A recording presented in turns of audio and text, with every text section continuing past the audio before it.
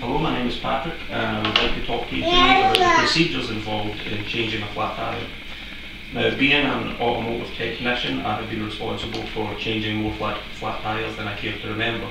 However, clearly having an automotive technician available to you is not always going to be an option.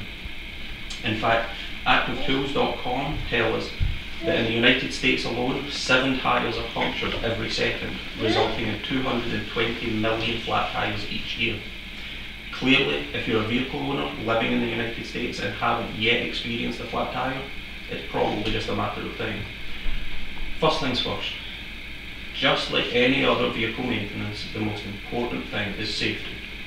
For that reason, never attempt to change your tyre while parked on a slope. Always attempt to move your car as far away from any other traffic as possible, and always have the correct tools on hand.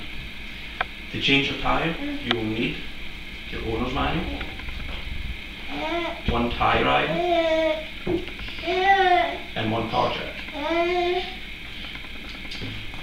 You'll also need a spare tyre. Unfortunately, I don't have one of those with me, so please just use your imagination.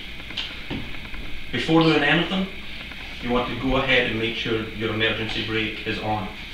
Depending on where you're parked, you may also want to make sure your hazard lights are on. Begin by breaking loose the lug nuts. Now, you don't need to take them all the way off at this point, but you do want to break them loose while the tyre is still on the ground. Then, place your jack in the correct location. You want to make sure the jack is in the correct location, otherwise when you lift the car, it may be unstable and topple from the jack. Clearly this would result in damage to your car, but more importantly, may result in serious injury to yourself. Once the tyre is lifted from the ground, go ahead and finish taking the lug nuts off. Remove the damaged tyre and replace with the spare.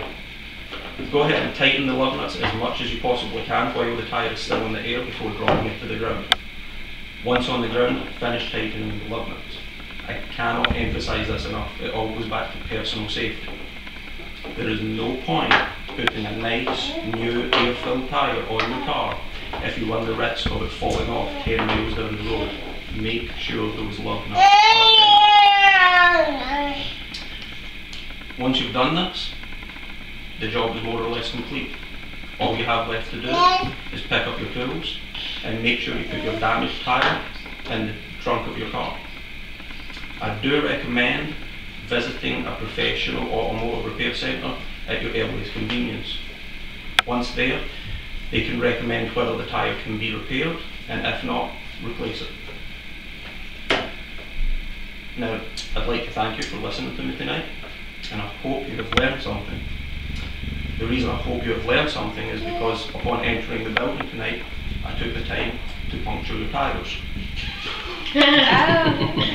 Not really. But I do thank you for listening.